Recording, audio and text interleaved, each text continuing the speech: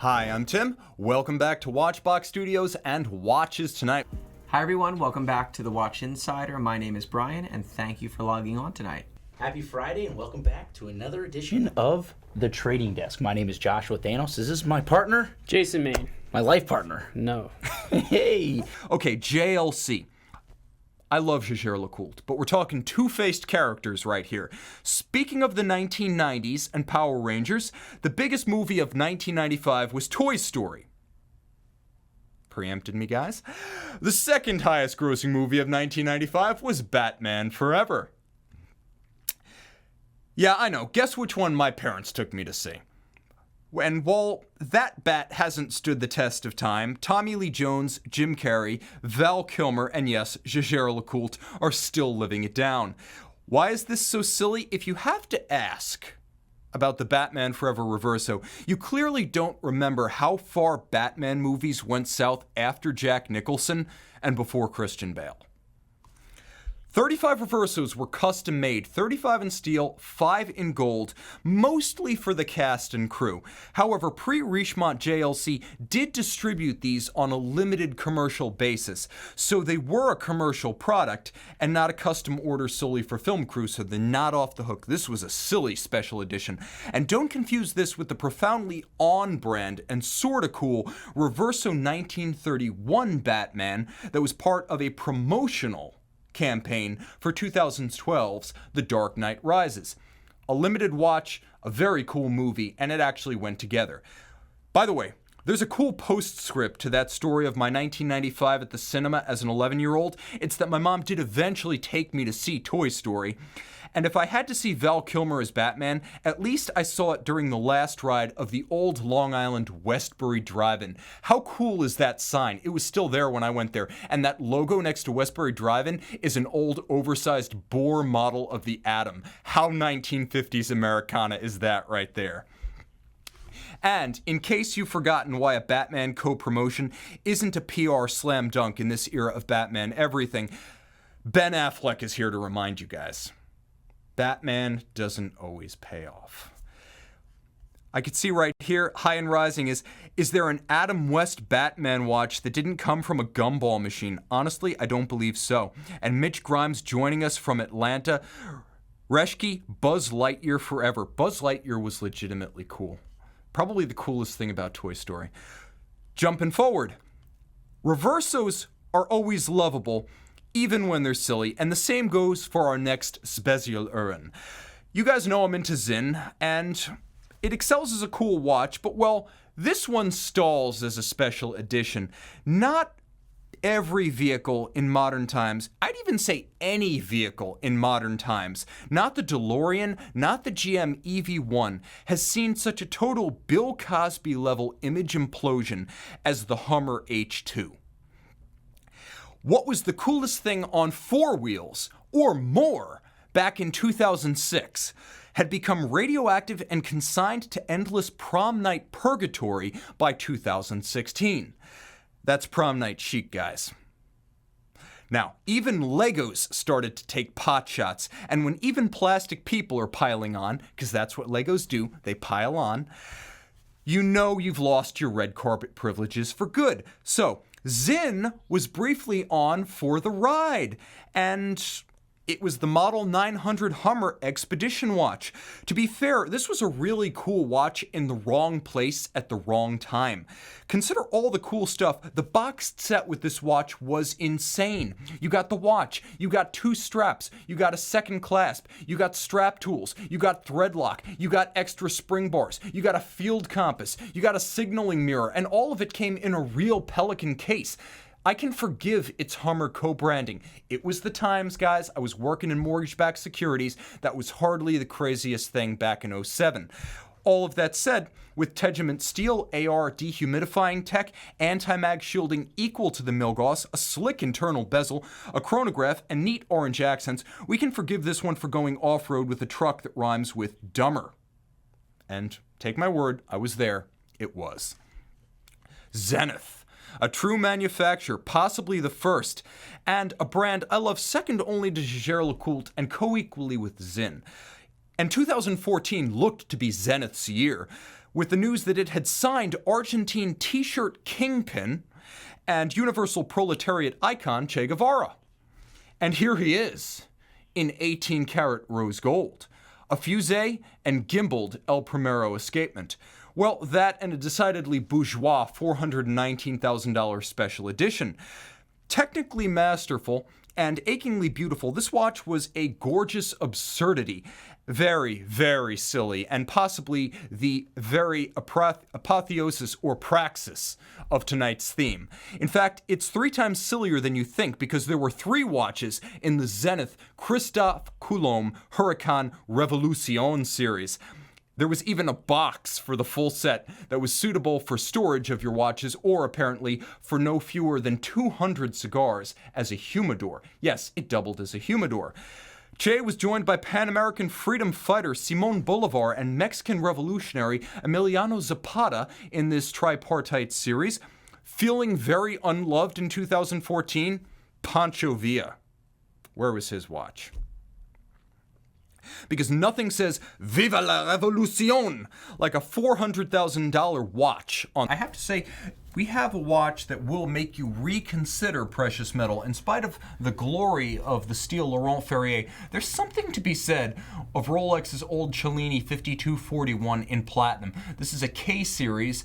And back when I was in high school, this was pretty much the ultimate dress Rolex. White gold indices, white gold hands. You can see the concentric circular pattern, almost record style of the hour track, and the metallic tinge of the center dial in sunburst fashion. It is gloriously slim, compact, understated, and anti-sports watch. I can rarely say that of a Rolex. This is almost like a polemic against the sports watch Rolex. The rotating bezel, the dive style, the full bracelet, all in platinum, and uniquely, because of the way the case is made, you can see the reference and the serial number on the case back. Manual wind Rolex dress watch, about as good as it gets at 38.5 millimeters with a timeless style and size. The one feature of this watch that really distinguishes it, besides the ice blue Rolex glacier style platinum dial, is the width of the bezel that gives it a certain visual strength in conjunction with the large stepped out lugs. So though it's not a big watch, it does have an outsized personality and a commanding wrist presence, and that's all down to the bezel and the lugs. That dial, by the way, worth the price of admission by itself. And hey, how often do you see manual wind Rolex? Exactly. So I picked the watch just because I thought it was definitely a sleeper, and Rolex definitely doesn't get enough credibility for their more traditional dress watches. This has actually been discontinued for some years now. They completely redid the Cellini line. But what I particularly like is that ice blue dial, since, as most of you know, Rolex will only do the ice blue on their platinum pieces. It's a very interesting way to get a platinum glacier piece at actually incredible value. So I think that it's got a very unique look. You're not going to see many other dress watches with this sort of color combination, and I really think that Rolex hit it out of the park. But with so much emphasis on their sport models and their Just out of curiosity, do you know what we're asking for this ballpark figure? I know that we're asking under 10. Yeah, I was going to say, this is kind of the thinking man's sleeper riposte to waiting a year for a Chronomet Bleu. There's no lack of pedigree here, or durability, everyday wearability, or history. This is the real deal, and I would easily say that if you want to spend half or less of the retail price of a Chronomet Bleu, wear something with the same level of discretion, style, and timeless appeal, this would be a great way to go. It's almost the Rolex for the anti-Rolex guy. Love that piece. Yeah. My idea would be, first of all, I'm trying to go broke within a year. That's kind of my style here. If I win, 1.6 billion. If I spend $1 to get 1.6 billion, I'm going hard. All right, I might not even be able to make it through I might be dead within a year, to be honest with you. What my plans might be. But in terms of watches, okay, I'm probably buying every precious metal offshore I can think of, and every dial configuration. Going crazy that way. I would probably buy. Let me think here. So yeah, I definitely want a double balance. I like it in rose gold. Be nice, just so everybody knows. There's no question that I'm wearing gold on my wrist. I would. Well, we talked about this earlier. So I don't know if you guys know who Elaine Silverstein is. Made some amazing watches, really just the best. They held literally no value, and they are, by all accounts, hideous. And I love them. I'd probably try to buy up the world supply of Elaine Silverstein watches. But the thing is, I could probably spend, I don't know, $30,000 or $40,000 to do that. That wouldn't be much. But buy up every Elaine Silverstein watch. If I didn't have to worry about money, like I didn't care about just literally setting it on fire, corn bubbles, I would buy as many corn bubbles as I could buy. I mean, you have the Pirate, you have the Flaming Skull. The Bomber's fantastic. I mean, there's so many amazing The Joker. corn bubbles. But I mean, so after I spent my $3,500 and bought every single one I could buy, what else would I spend? So Richard Mille, I don't know if I'd buy a Richard Mille. Maybe I would have to because, well, it depends on where I want to spend my time. So if I'm living in Philadelphia, which I wouldn't be, probably wouldn't have to buy a Richard Mille. Wouldn't make sense. But if I was living in Vegas, this is so Miami. It's not even funny. yeah, it probably is I feel like Richard Mille is more, if in my mind, Richard Mille is Vegas, whereas Miami's AP. You know, like Vegas, where it's like people are literally going there to set their money on fire. That's where you go, right? You go to gamble. Well, that's where all the RMs end up because people are like, I need the cash. Here, take this. Yeah, pawn shops in in Vegas are full of then RMs. they get flown over to Miami, and you hang them out the Ferrari. So Jacob & Co. relaunched recently and made some ridiculous pieces. There's an Astronomica piece that I would, again, if I had to think about money and value retention or like ask how much something was, I certainly wouldn't spend on a Richard Mille, on a Jacob & Co. But if I have infinity money or trying to go broke in a year, go buy an Astronomica. Well, listen, I mean, I thought of one that's kind of a stupid, ridiculous watch that What's that? I would have to, and that's just on my all-time list, is the Harry Winston, the Opus 13. Which is that the one with the turning swords? hands, the turning sword hands. Oh, Lord, I get that. That watch is That's so amazing. cool. I think that's a but 12. Hold on. I thought it was 13. Let's use Google. Anyhow, that watch was put on like the top of my like that's never gonna happen list a long time ago when it first came out. Opus 12, Jason. 12? Yes, I was right. You were What's wrong. the 13 I'm look like? basically Tim Masso at this point, knowing things. Oh, Such. wow. Okay, well now Josh is getting kicked off the show for for insulting Tim. so neither one of us will be here next Opus week. 12 is fantastic. Actually, you know what I would do? Okay, so if I got to buy as many cool watches. Like, if the way I'd buy watches, now, we talked about last week how we buy watches, right? Like, you know, I have some impulse, but I got to make sure at this point, if I have all the money in the world, if I think I may kind of want to touch the watch, I'll buy it. So every Opus watch that's been made, Harry Winston Opus, I'd buy. But if we're talking about reasonable watches, I mean, there's some amazing Journes out there. There's the